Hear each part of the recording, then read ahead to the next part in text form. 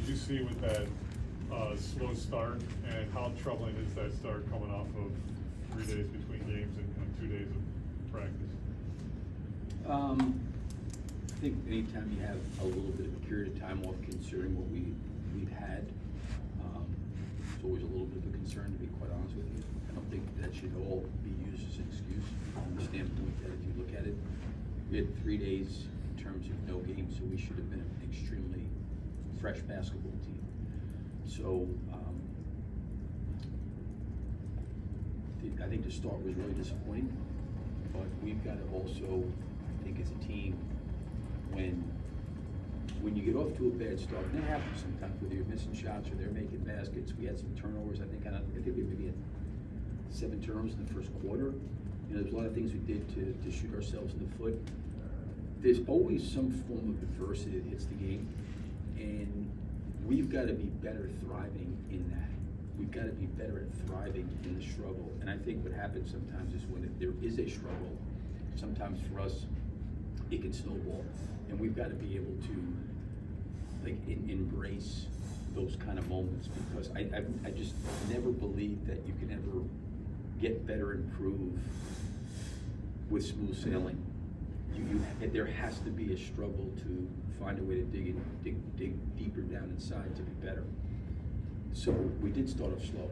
That part was disappointing, but we don't need to compound it with, I don't want to say feeling sorry for ourselves, but I think we've got a lot of guys that care, and when things don't go well, we can get into a place where we can live in past plays that are basically over and done with, and we're not getting back, and we've got to be able to compete and embrace the challenge of the next play.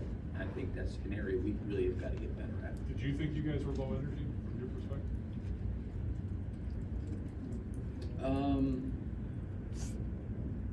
I thought that as the game went on, yes. But it's hard for me to say that, because I believe energy is a choice.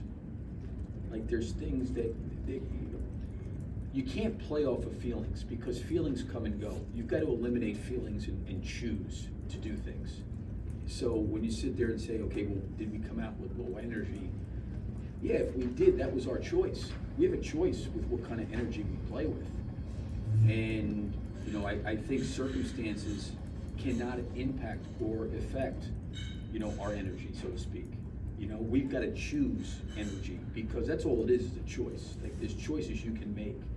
And if you're guided by feelings of how you're feeling or how's it going, if you're guided by that, you're going to be on a roller coaster, right? Because it's going to change drastically.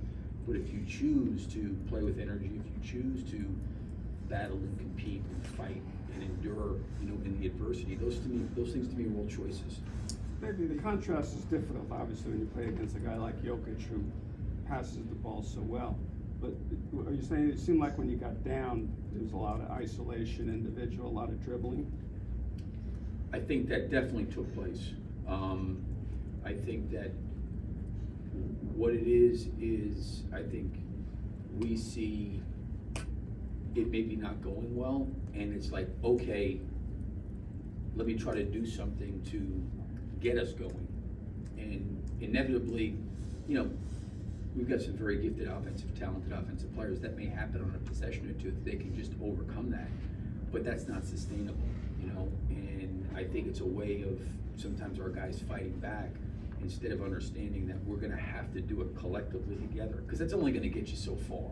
But I do agree that it wasn't going well at times where we missed shots. They made some tough shots. Again, they have the ability, they're the best three-point shooting team in the league. And some of the shots Porter made tonight, he just rose up and shot over us, right in our face.